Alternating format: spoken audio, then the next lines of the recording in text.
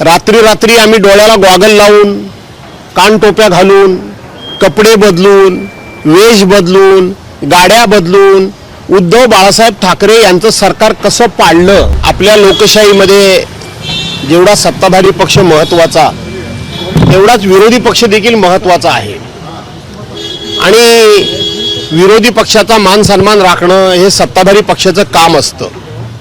परंतु हा जो सत्ताधारी पक्ष आहे अत्यंत मुजोर आहे।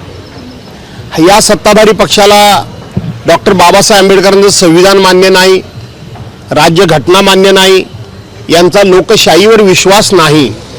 त्यामुळं हे सातत्यानं अशा प्रकारची वक्तव्य करतात आणि विरोधी पक्षनेतेपदाची निवडणूक आणि निवड ते जाणीवपूर्वक लांबणीवर टाकतात, कारण यांचा लोकशाहीवर विश्वास नाही। काल मुख्यमंत्र्यांनी पत्रकार परिषदेमध्ये स्पष्ट म्हटलं की त्यांनी नंबर मिळवावे, कारण त्यांना जनतेने नाकारलंय। ते नंबर मिळवून त्यांनी विरोधी पक्षनेतेपद मिळवावं, ते फक्त सत्य खुर्चीसाठी करतायत। असं आहे की खुर्चीसाठी कोण काय करतो हे विधानसभेच्या अधिवेशनमध्ये माननीय मुख्यमंत्री महोदयांनी स्वतः सांगितलेलं आहे।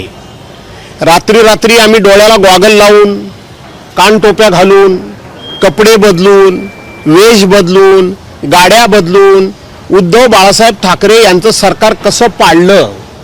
ते सरकार पाडलं ते सत्तेकरता पाडलं होतं की नव्हतं पाडलं।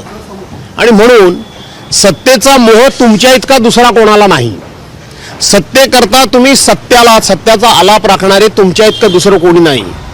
माननीय मुख्यमंत्री महोदयांचा आदर राखून मी त्यांना सांगतो की आकडा मिळाला पाहिजे, तुम्ही आकडा मिळवा। म्हणजे 1 दशांश सदस्य संख्या याच्यावर 10 वेळा मी बोललो, पण तुम्ही पत्रकार देखील एकच बाजू दाखवता। कायद्यामध्ये घटनेमध्ये अशी कुठे तरतूद आहे की 10% सदस्य संख्या असली पाहिजे, हे त्यांनी दाखवलं पाहिजे।